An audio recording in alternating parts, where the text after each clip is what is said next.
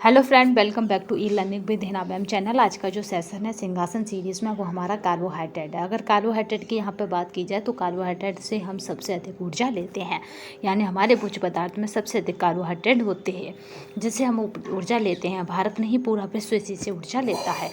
तो चलिए स्टार्ट करते हैं कार्बोहाइड्रेट और उसी मोटिवेशन कोड के साथ जो आपको ऊर्जावान रखेगा तथा औरों से बेहतर तथा अलग करने के लिए प्रेरित करता रहेगा, क्योंकि आप किस्मतों के गुलाम नहीं, आप हौसलों के नवाब हैं।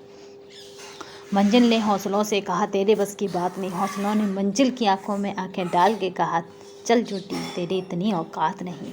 तो चलिए हमें अपनी मंजिल को उसकी औकात दिखानी है, यानी 2 माह हमें जी जान से लग जाना है, केवल और केवल 2 माह, और टारगेट रहेगा 100+।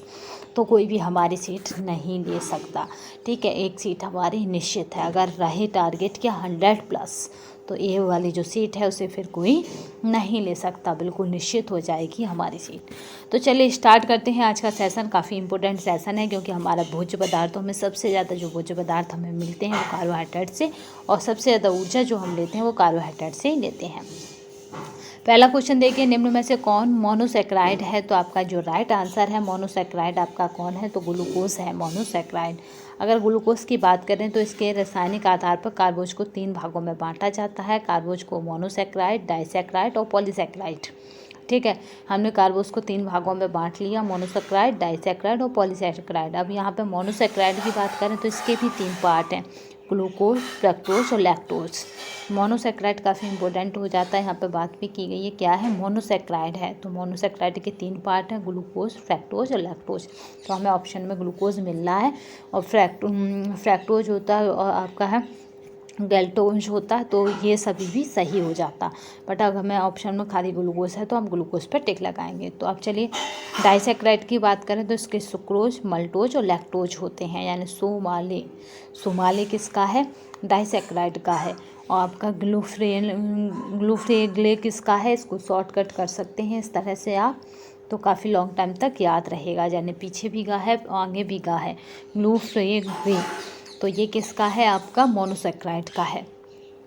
अब बात करते हैं पॉलीसैकेराइड की। तो पॉलीसैकेराइड का क्या है, ग्लाइकोजन, सेलुलोज तथा है आपका हेमीसेलुलोज है, स्टार्च है, पैक्टिन है।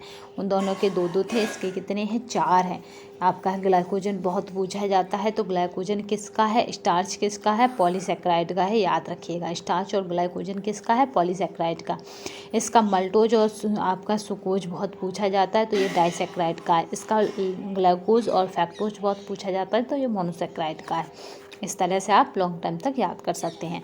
मानव शरीर के कौन से अंग ग्लूकोज को ग्लाइकोजन के रूप में संग्रहित करते हैं, यानी ग्लूकोज को ग्लाइकोजन के रूप में संग्रहित करता है, तो यकृत एवं मांसपेशियां ग्लूकोज को ग्लाइकोजन के रूप में संग्रहित करते हैं। यहाँ पे बात कर लेते हैं, रक्त में ग्लूकोज की अधिक मात्रा होने पर यह ग्लाइकोजन यानी ग्लाइकोजन के रूप में यकृत में, वसीय तंतुओं में अथवा मांसपेशियों में क्या हो जाता है, जमा हो जाता है। परंतु इंसुलिन के अभाव में जब ग्लूकोज ग्लाइकोजन में परिवर्तित नहीं हो पाता है तो यह मूत्र द्वारा बाहर निकलने लगता है। परिणामस्वरूप व्यक्ति को डायबिटीज हो जाती है, मधुमेह हो जाता है, ठीक है।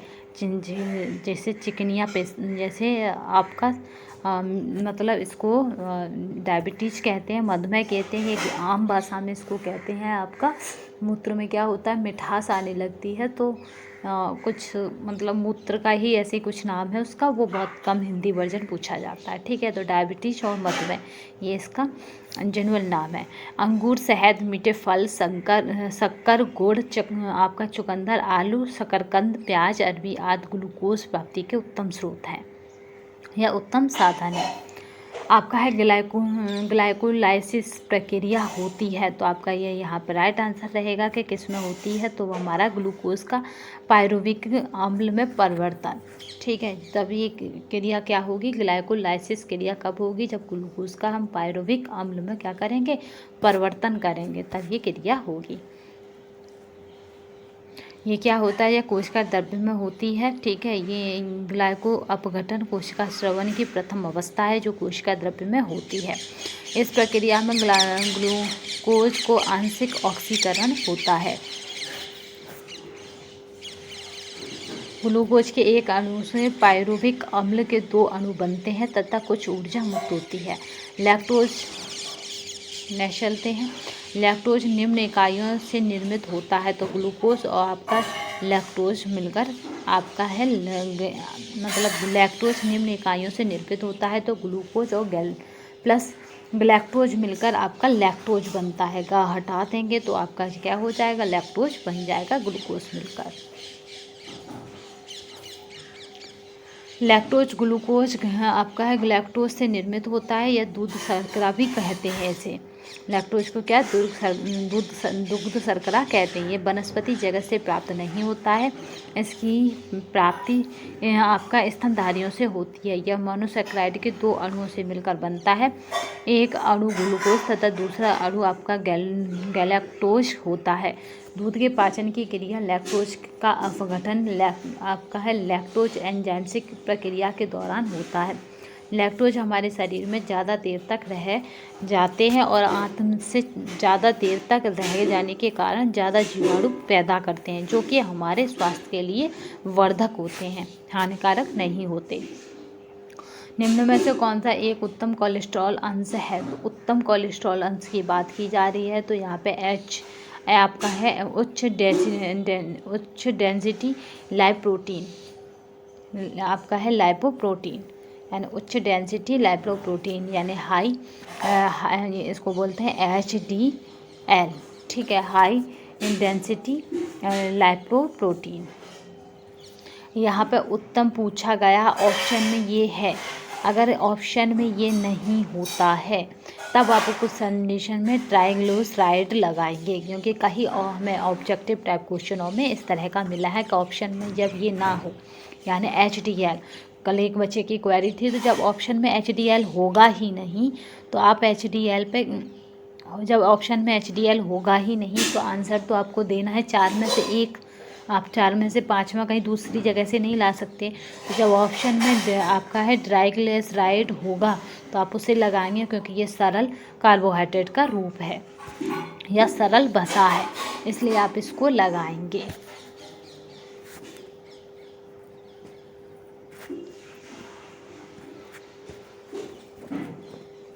कोलेस्ट्रॉल या पित्त स्रावण मोम जैसा एक पदार्थ होता है जो यकृत से उत्पन्न होता है। यह सभी पशुओं और मनुष्य की कोशिका झिल्ली समेत शरीर के हर भाग में पाया जाता है। कोलेस्ट्रॉल कोशिका झिल्ली का एक महत्वपूर्ण भाग है, जहां उचित मात्रा में पारगम्यता और तरलता स्थापित करने में उसकी सहायता होती है। कोलेस्ट्रॉल से एक उत्तम कोलेस्ट्रॉल उच्च आपका डेंसिटी लाइपोप्रोटीन यानी हाई डेंसिटी लाइपोप्रोटीन है। जिसने कल की वीडियो ना देखी हो वो कल की वीडियो ज़रूर देखे, क्योंकि अगर वो बसा नहीं पड़ेगा तो कार्बोहाइड्रेट के साथ उसका कोई रिलेशन नहीं हो पाएगा। तो आपने अगर आपने कल ना देखी हो बसा वाली, तो पहले आप बसा वाली बसा वाली वीडियो देखे आएँ। उसकी लिंक मैं डिस्क्रिप्शन बॉक्स में दे दूँगी। वहाँ हमने हाई डेंसिटी लिपोप्रोटीन को पढ़ा है बसा के कॉलम में, और वहीं पे हमने लिपिड को समझा है। लिपिड एक नया शब्द मिलेगा, अगर पेपर में आया कि लिपिड क्या होता है तो आपकी मतलब बहुत सारे स्टूडेंट समझ नहीं पाएंगे उस टर्म को। तो आपको लिपिड को भी समझना है, क्योंकि अब पेपर की नेचर बदल रही है तथा जनसंख्या अधिक है, तो हमें लेने हैं तो 40 ही तो लेने, 139 ही तो लेने, उससे ज़्यादा नहीं ले सकते। तो हमें किसी ना किसी तरह उनकी छटनी करनी पड़ेगी। तो इसी वजह से आप नहीं देखी हो तो वसा वाली वीडियो 2 मिनट का टाइम निकाल के ज़रूर देख लें, क्योंकि यह शरीर से अन्य प्रकार के कोलेस्ट्रॉल को बाहर निकालती है। ये शरीर से क्या करती है, अन्य प्रकार के कोलेस्ट्रॉल को बाहर निकालती है। शरीर के ग्लूकोज की संग्रहित अवस्था है। तो आपका है ग्लाइकोजन शरीर के ग्लूकोज की संग्रहित अवस्था है। नेक्स्ट आप प्रोटीन लाएंगे, जैसे कि कार्बोहाइड्रेट, प्रोटीन और वसा, ये तीनों ही हमको क्या देते हैं, ऊर्जा देते हैं। तो ये तीनों को जब हम एक साथ पढ़ लेंगे तो हमारे कम से कम 5-6 क्वेश्चन क्लियर हो जाएंगे। शरीर के ग्लूकोज की संग्रहित अवस्था है, तो आपका है वो हमारा ग्लाइकोजन शरीर के संग्रहित अवस्था है। चलिए ग्लाइकोजन की बात करें तो ग्लाइकोजन कई प्रकार की कोशिकाओं की कोशिका द्रव्य में मौजूद है, जो ग्लूकोजन अवशोषों का एक बहुलक है। यह कोशिकाओं में ऊर्जा भंडारण के मुख्य रूप में से एक है। ग्लूकोज चयापचय में एक महत्वपूर्ण भूमिका निभाता है। अगर बात करें लैक्टोज की तो यह डेयरी उत्पादों में पाए जाते हैं। यह लैक्टोज के हिस्से के रूप में मौजूद है। आमतौर पर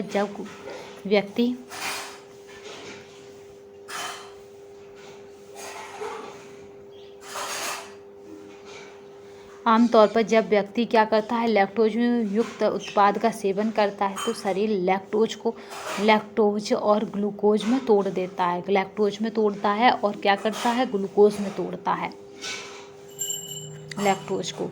अब बात करते हैं आपका है ग्लूकेगॉन। तो ग्लूकेगॉन क्या है, ये एक प्राकृतिक हार्मोन्स है। ये आपका ग्लाइकोजन और को ग्लूकोज में बदलने में लीवर की मदद करता है। ये लीवर की क्या करता है, यकृत की ये आपका है ग्लाइकोजन को ग्लूकोज में बदलने में मदद करता है। सूक्ष्म अणु, नेक्स्ट क्वेश्चन देखिए। सूक्ष्म अणु जो शरीर में बहुत जल्दी अवशोषित होता है या है तो वो हमारा है बहुत जल्दी अवशोषित होगा, तो वो हमारा है मोनोसैकेराइड। ये बहुत जल्दी शरीर में अवशोषित होता है।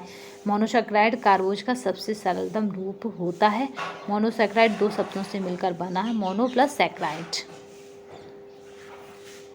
मानव शरीर में स्टार्च के पाचन के लिए सर्वाधिक उत्तरदायी एंजाइम है। तो आपका स्टार्च का पाचन करना है तो एमाइलेज सर्वाधिक उत्तम एंजाइम है या उत्तरदायी एंजाइम है स्टार्च के पाचन के लिए। स्टार्च को हमने किस में देखा था, आप हमें कमेंट बॉक्स में जरूर बताएंगे कि स्टार्च हमारे कार्बोहाइड्रेट के कौन से पार्ट में था। और नेक्स्ट देखते हैं, स्टार्च के पाचन में एमाइलेज नामक एंजाइम सहायक होता है। स्टार्च का पाचन मुख्य रूप से मुख तथा छोटी आंत में होता है।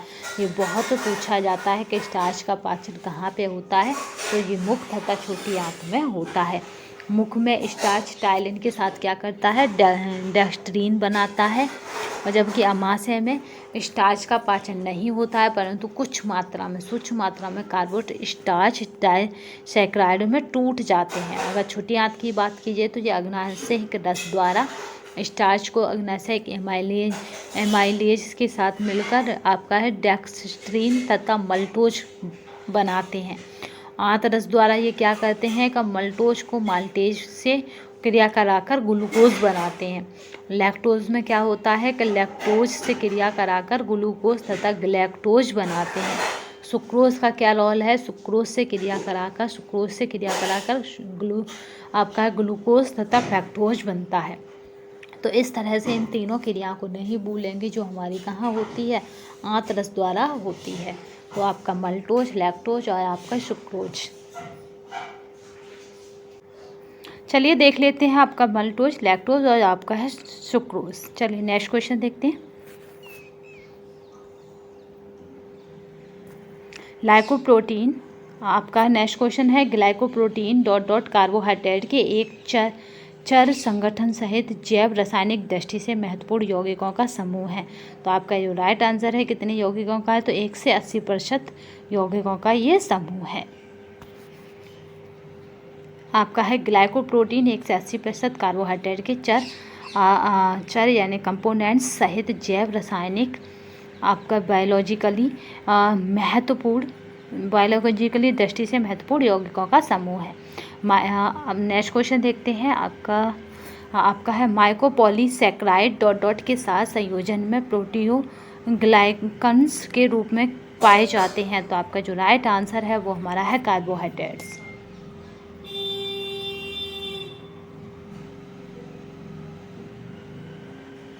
कार्बोहाइड्रेट्स के अत्यधिक सेवन का परिणाम क्या होता है, तो वो होता है मोटापा। ठीक है, वसा का भी मोटापा याद रखिएगा। कार्बोहाइड्रेट के अत्यधिक सेवन से का परिणाम मोटापा हो जाता है। यकृत में ग्लाइकोजन संग्रहित करने की क्षमता सीमित होती है, इसीलिए अधिक कार्बोहाइड्रेट के सेवन से वसा में परिवर्तित होकर शरीर के वजन को बढ़ाता है, जिसके साथ ही कार्बोज की अधिकता से अग्नाशय को अधिक काम करना पड़ता है। निम्नलिखित पर विचार कीजिए तथा नीचे दिए गए कूट की सहायता से सही उत्तर का चयन कीजिए। कार्बोहाइड्रेट चयापचय पर इंसुलिन का प्रमुख प्रभाव विभिन्न ऊतकों द्वारा ग्लूकोज के प्रभाव को घटाना है। नेक्स्ट कह रहा है कि इंसुलिन का सर्वाधिक महत्वपूर्ण प्रभाव ग्लाइकोजन निर्माण की दर को घटाना है। तो आपका जो राइट आंसर होता है वो बनता है ए। कार्बोहाइड्रेट चयापचय पर इंसुलिन का प्रमुख प्रभाव विभिन्न ऊतकों द्वारा ग्लूकोज के उपयोग को घटाना है। नेक्स्ट क्वेश्चन देखते हैं। आपका है टाइलिन की क्रिया के द्वारा कार्बोहाइड्रेट की पाचन क्रिया की प्रक्रिया का सही क्रम दीजिए। तो आपका जो राइट आंसर है वो यहाँ पे पाचन क्रिया का सही क्रम पूछा जा रहा है। तो यहाँ पे जो सही क्रम रहेगा आपका वाइल्ड स्टार्च, साल्बुबल स्टार्च, आपका है एराइथ्रोडेक्स्ट्रीन और आपका एक्रोडेक्स्ट्रीन और आपका है अकाइसोमाल्टोस। तो इस तरह से ये क्या है, इसका मतलब इसका जो है वो क्रम है। किसका है? टाइलिन की प्रक्रिया के द्वारा कार्बोहाइड्रेट की पाचन की प्रक्रिया का क्रम। कार्बोज का कार्य है प्रोटीन को अन्य कार्यों के लिए मुक्त करना, क्योंकि कार्बोज जब शरीर को मिलता रहता है तो वो प्रोटीन को अपने काम में मतलब अन्य कार्यों के लिए मुक्त कर देती है। जैसे प्रोटीन क्या करती है, शरीर में ऊतक पुतक तथा टूटी कोशिकाओं की मरम्मत करता तथा नवीन कोशिकाओं के लिए भी सहायता करना। हमारे शरीर में कार्बोज का मुख्य कार्य ऊर्जा प्रदान करना है। 1 ग्राम कार्बोज से 4 किलो कैलोरी ऊर्जा प्रदान होता है। मस्तिष्क तथा नाड़ी संस्थान को अपनी ऊर्जा की आवश्यकता पूर्ण करने के लिए आपका हर क्षण ग्लूकोज की आवश्यकता होती है। इसकी कमी होने पर प्रोटीन ऊर्जा उत्पादन का कार्य करने लगता है। ठीक है, जब प्रोटीन ऊर्जा उत्पादन करेगा तो खर्च हो जाएगा ऊर्जा उत्पादन में, तो वो टूट फूट और मरम्मत कब करेगा शरीर की? तो इसलिए कार्बोज क्या करती है, प्राथमिक कार्य ऊर्जा उत्पादन करके प्रोटीन को शरीर के अन्य कार्यों के लिए मुक्त करती है। प्राय इसे फलों की शर्करा कहा जाता है। तो फा से फ्रैक्टोज, इसको फलों की शर्करा कहा जाता है फ्रैक्टोज को। अगर फ्रैक्टोज की बात करें तो इसे फलों की शर्करा यानी फ्रूट शुगर या फिर आपका लिबुलोज, इसे बहुत याद रखिएगा। लिबुलोज क्या है? तो ये आपका है फ्रक्टोज है भी कहते हैं। ये सबसे अधिक मीठी शर्करा होती है। ग्लूकोज की अपेक्षा फ्रक्टोज की मिठास 2 गुना अधिक होती है। ग्लूकोज से भी ज़्यादा मिठास किस में होती है? फ्रक्टोज में। शहद में इसकी मात्रा बहुत अधिक होती है। शहद में क्या पाया जाता है अधिक मात्रा में? फ्रक्टोज। गन्ने के रस, मीठे फल, चुकंदर आदि में ग्लूकोज के साथ फ्रक्टोज भी विद्यमान रहता है। फ्रक्टोज का रासायनिक सूत्र ग्लूकोज की भांति है, यानी C6H4 और O6 होता है, परंतु इसकी रासायनिक संरचना में अंतर है। ग्लूकोज में आपका है एल्डिहाइड समूह यानी RCHO होता है, जबकि फ्रक्टोज में आपका है कीटोन यानी RCOR समूह होता है। तो इस तरह से इसकी संरचना में अंतर है। इसे आपका है रवि यानी क्रिस्टल कठिनता से बनते हैं। इसमें जो रवि होते हैं वो कठिनता से बनते हैं। जैसे आपकी गुड़ का जो आता था रवेदार, उसको पतला वाला जो गुड़ आता है रवेदार जो मटकों में मिलता है उसमें क्रिस्टल होते हैं। आप कभी उसे देखिएगा, जिसको वो बोलते थे गुड़ का, मतलब पहले के लोग खाते थे उसे। तो इस तरह का वो मिट्टियों में भरा आता है, मिट्टी के बर्तनों में। एक व्यक्ति के सामान्य आहार में उपस्थित कार्बोहाइड्रेट संपूर्ण ऊर्जा का लगभग ऊर्जा प्रदान करता है। तो 60% ये हमें ऊर्जा प्रदान करता है। तभी तो हम अपने शरीर की ज़्यादातर ऊर्जा किससे लेते हैं? कार्बोहाइड्रेट से। भारत नहीं, पूरा विश्व लेता है। यह कार्बन, हाइड्रोजन तथा ऑक्सीजन के संगठन से बनती है। इसमें हाइड्रोजन तथा ऑक्सीजन के जल के अनुपात में होता है, यानी हाइड्रोजन का 2 ऑक्सीजन का 1। इस तरह से इसका अनुपात होता है। हाइड्रोजन ऑक्सीजन के समावेश से बनती है कार्बन, हाइड्रोजन और ऑक्सीजन। नेक्स्ट चलते हैं। यहाँ पे इसका क्रम पूछा जा रहा है कि क्या रहेगा। कार्बोज चयापचय की प्रक्रिया में आने वाले चरणों को सही क्रम में लगाइए। तो यहाँ पे जो सही क्रम रहेगा वो आपको बताना है कि क्या रहेगा। तो पहला जो रहेगा वो हमारा है ग्लाइकोजन। दूसरा क्यों रहेगा वो हमारा है यहाँ पे ग्लाइकोजन ग्लूकोज। फिर ग्लूकोज से किस में परिवर्तित हो जाएगा? Glucose CPO4। फिर CPO4 में जाने के बाद फिर क्या हो जाएगा? फ्रक्टोज 1,6-बाइफॉस्फेट। और 1,6-बाइफॉस्फेट के बाद क्या हो जाएगा? Triose phosphate. और ट्रायोस फॉस्फेट के बाद क्या हो जाएगा? आपका फॉस्फोइनोल, आपका है पाइरूवेट। इसके बाद जो हो जाएगा फिर हमारा रहेगा आपका पाइरूवेट। तो इस तरह से जो कूट बनेगी वो हमारी क्या बनेगी? A बन जाएगी। कार्बो चयापचय की प्रक्रिया में आने वाले चरणों का सही क्रम क्या है? आपका है glycogen, glucose 1PO4, glucose CPO4, आपका फ्रक्टोज 1 से 6, आपका है फास्फेट, आपका है ट्रायोस फास्फेट, और फास्फोइनल नॉल, आपका है पायरुवेट, और आपका है पायरुवेट। तो इस तरह से ये फूड बन जाएगी। एक नवजात द्वारा आसानी से पाचित होने वाला मुख्य कार्बोहाइड्रेट है, तो वह हमारा है लैक्टोज।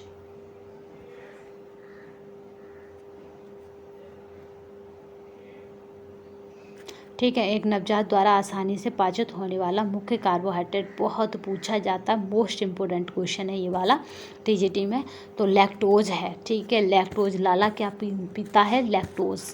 ये भोज्य पदार्थ दूध में पाया जाता है। दूध में कुछ पदार्थों तो पूर्णतः घुलित अवस्था में रहते हैं, कुछ आपका है कॉलाइडल एवं कुछ पायस अवस्था में विद्यमान होते हैं। दूध में जल, वसा, प्रोटीन, कार्बोहाइड्रेट, खनिज तत्व तथा विटामिन विद्यमान हैं। विटामिन से याद आया कि जब हम प्रोटीन कर लेंगे, प्रोटीन के बाद विटामिन के वो क्वेश्चन लाएंगे जो हम पहले एक श्रृंखला करा चुके हैं विटामिन्स की। ये दूसरी श्रृंखला हुई जो आएगी विटामिन्स की। ठीक है, तो विटामिन्स के हम जल्दी ही क्वेश्चन लाएंगे, पहले प्रोटीन फिर उसके बाद विटामिन्स। संदर्भित भोजन के साथ तुलना में पोस्ट पेरिडियल रक्त ग्लूकोज प्रक्रिया पर आधारित भोजन का श्रेणीकरण अधिसूचक कहलाता है। तो आपका है वो आपका ग्लाइसेमिक अधिसूचक कहलाता है। इसकी बात कर लेते हैं ग्लाइसेमिक की। तो ये संदर्भित भोजन के साथ तुलना में पोस्ट प्रेडियल रक्त ग्लूकोज प्रक्रिया पर आधारित भोजन का श्रेणीकरण ग्लाइसेमिक अधिसूचक कहलाता है। चीनी, जेली, ब्रेड, आपका है कॉर्नफ्लेक्स, आलू आदि उच्च ग्लाइसेमिक खाद्य पदार्थ माने जाते हैं। घरेलू शर्करा के लिए वैज्ञानिक नाम, तो आपका सुक्रोज जो है घरेलू शर्करा के लिए वैज्ञानिक नाम है। सुक्रोज घरेलू शर्करा के लिए वैज्ञानिक नाम है। सुक्रोज आपका डाइसैकराइड्स के अंतर्गत आती है। सुक्रोज जल में घुलनशील है। ये रवे के रूप में मिलता है। इसे औद्योगिक विधि से बृहद स्तर पर बनाया जाता है। पाचन क्रिया के उपरांत सुक्रोज ग्लूकोज तथा फ्रक्टोज में बदल जाता है। सुक्रोज को गन्ने की शक्कर, मैंने कहा ना ये क्या होता था कि गुड़ जो गन्ना है उससे बनाया जाता था। Sugar of the sugar cane, तो तथा चुकंदर की शक्कर भी कहते हैं। ठीक है, इसे नेक्स्ट देखते हैं। पौधों का प्रमुख भंडारण पॉलीसेक्राइड है। तो आपका नेक्स्ट आंसर है वो हमारा है पौधों में का स्टार्च का भंडारण है। पॉलीसेक्राइड स्टार्च है। स्टार्च मुख्यतः एमाइलेज तथा आपका एमाइलोपेक्टिन से मिलकर बनता है। इसका सूत्र होता है C6H10O6N होता है। यह श्वेत पाउडर के रूप में पाया जाता है। वनस्पति जगत स्टार्च प्राप्त के मुख्य स्रोत हैं। निम्नलिखित प्रक्रियाओं को सही क्रम में लगाइए जिस तरह ये साइट्रिक अम्ल चक्र में उत्पन्न होती हैं। तो आपका साइट्रिक अम्ल चक्र में किस तरह से ये उत्पन्न होती हैं उस तरह से हमें इसे लगाना है। तो यहाँ पे अगर साइट्रिक अम्ल की बात की जाए तो ये कैसे उत्पन्न होगी, तो आपका जो राइट रहेगा यहाँ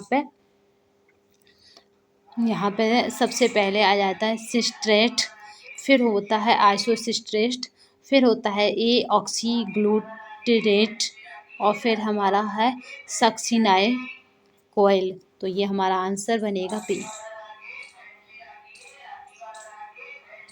यानी सिस्ट्रेस, आइसोसिस्ट्रेस, आपका है ऑक्सीग्लूटेरेट और सक्सिनाइल कोयल।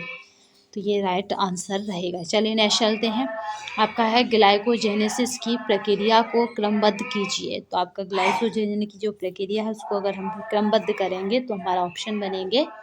तो इसे हम क्रमबद्ध करेंगे तो हमें क्या मिलेगा यहाँ पे, पहले हमारा होगा ग्लूकोज, फिर उसके बाद ग्लूकोज किस में चला जाएगा, 6 आपका है फॉस्फेट में, ग्लूकोज 6 फॉस्फेट में चला जाएगा। 6 फॉस्फेट में ग्लूकोज के जाने के बाद हम क्या करेंगे, ग्लूकोज यानी फॉस्फेट देखेंगे, फिर यूडीपी ग्लूकोज देखेंगे। तो आपका जो ऑप्शन बनेगा वो बनेगा पी। नेक्स्ट चलते हैं। नेक्स्ट क्वेश्चन देखते हैं। स्टार्च निम्न है। स्टार्च ये, तो स्टार्च क्या है, ये आपका स्टार्च जो रहता है वो पॉलीसेकेराइड्स रहता है। स्टार्च एक पॉलीसेकेराइड है जो मनुष्य तथा शाकाहारी जंतुओं के लिए मुख्य पोषक पदार्थ होता है। हम लोगों के लिए अनाज, फल, कंद, फलियां तथा आलमंड स्टार्च के प्रमुख स्रोत हैं। भोजन में ऊर्जा का सबसे शांत स्रोत है, तो आपका जो ऊर्जा का सबसे शांत स्रोत है तो वो कार्बोहाइड्रेट है, जिसे हम सबसे ज़्यादा लेते हैं। द मस्ट आपका है concentrate source of the energy in foods. Bharat में ही नहीं वरन संपूर्ण विश्व में ऊर्जा प्राप्त का मुख्य स्रोत कार्बोज है। कार्बोज हमारे भोजन का मुख्य भाग है। एक साधारण व्यक्ति के लिए कार्बोज 55 से 65 तक ऊर्जा कार्बोज से ही मिलती है। साधारण व्यक्ति के भोजन में अगर बात की जाए 55 से 65 तक ऊर्जा उसे कार्बोज से मिलती है। उच्च आर्थिक वर्ग के लोग अपनी आवश्यकता ऊर्जा का 40% कार्बोज से प्राप्त करते हैं, जबकि निम्न आयु वर्ग के जिनका मुख्य काम कठिन शारीरिक श्रम एवं मेहनत मजदूरी करना है, वह अपनी आवश्यक ऊर्जा 85 से 90% कार्बोज युक्त भोज्य पदार्थों से प्राप्त करते हैं। तो जितना निम्न वर्ग होगा उतनी ही ज़्यादा कार्बोज क्या कर रहा है, कार्बोज युक्त बस ऊर्जा ले रहा है। शरीर में ऊर्जा का मुख्य स्रोत है तो वो हमारा है कार्बोहाइड्रेट शरीर में ऊर्जा का मुख्य स्रोत है। क्योंकि यहाँ पे देखो क्वेश्चन की हमेशा नेचर देखनी पड़ती है, यहाँ मुख्य पूछा जा रहा है।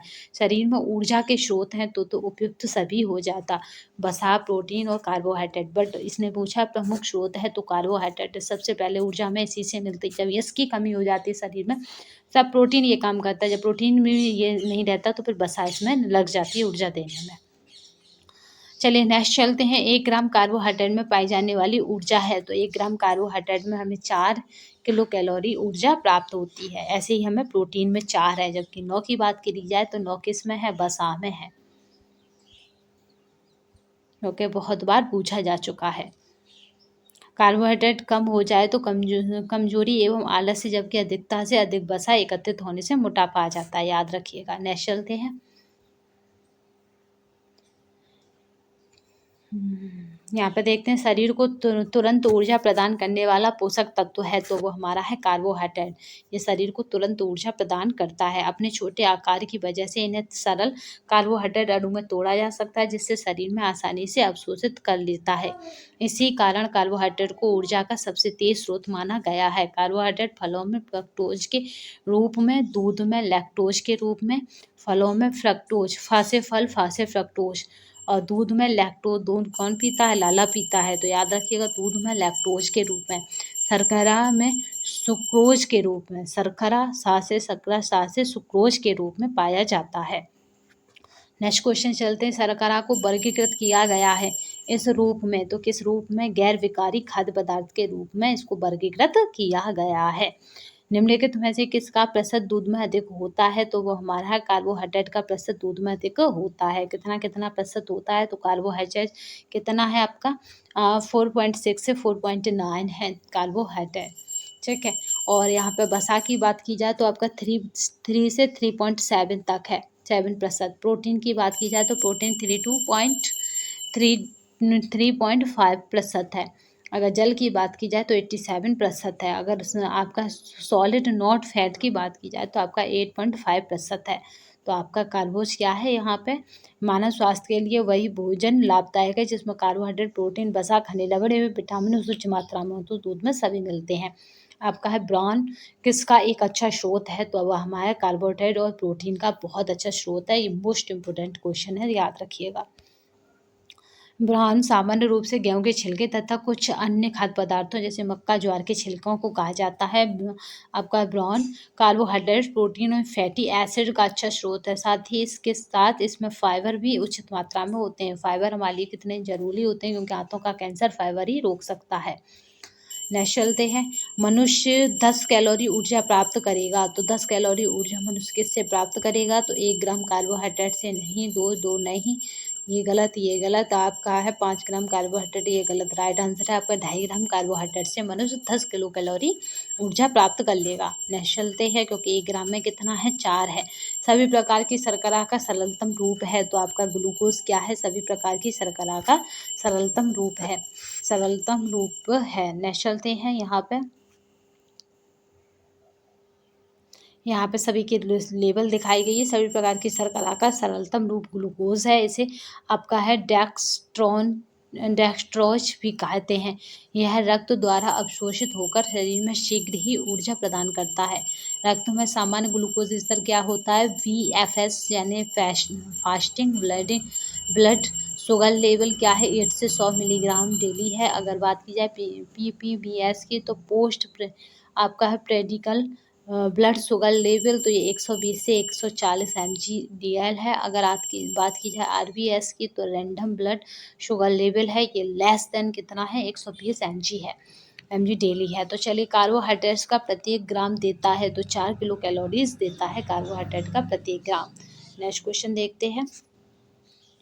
ये ठीक है। कार्बोहाइड्रेट मूल रूप से वनस्पति पोषक तत्वों हैं, जैसे खजूर, अंगूर, किशमिश, मुनक्का, खुमानी, अंजीर, अनार तथा फल आदि में कार्बोज भरपूर होता है। खमीरीकरण बढ़ाता है, तो पाचनशीलता को बढ़ाता है खमीरीकरण।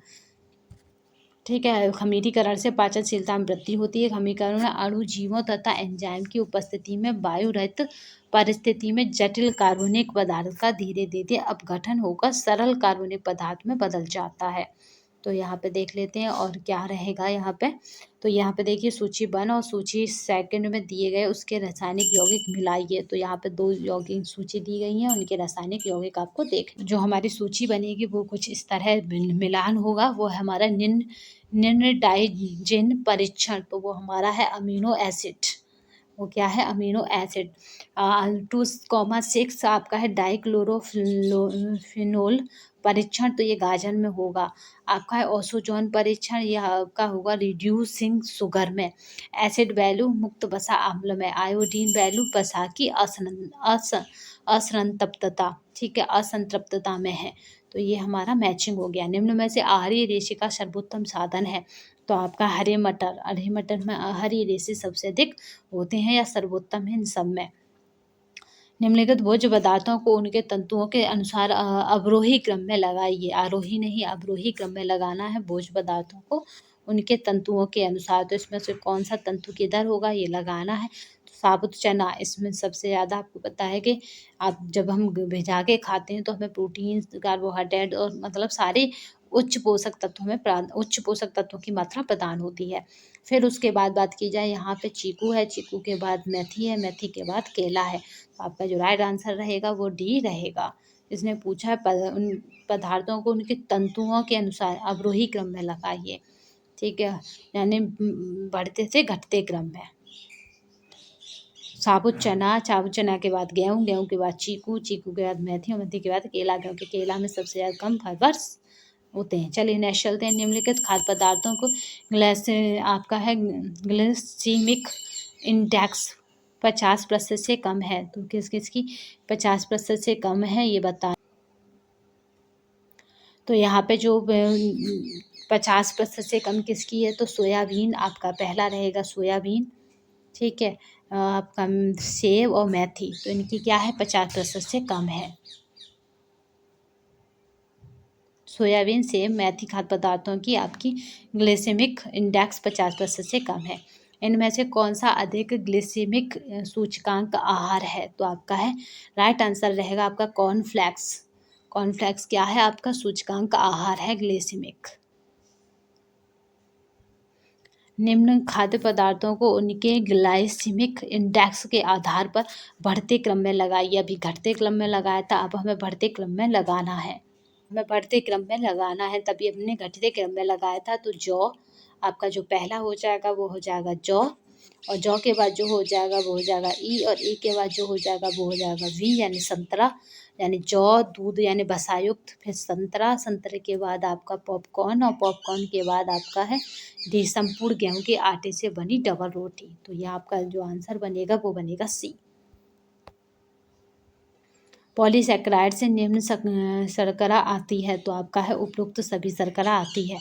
स्टार्च, आपका है पैक्टिन, ग्लाइकोजन, ये सभी शर्कराएं आती हैं। पैक्टिन भी एक प्रकार की पॉलीसैकेराइड है जो खट्टे फलों, अमरूद, सेब आदि में प्रचुर मात्रा में पाया जाता है।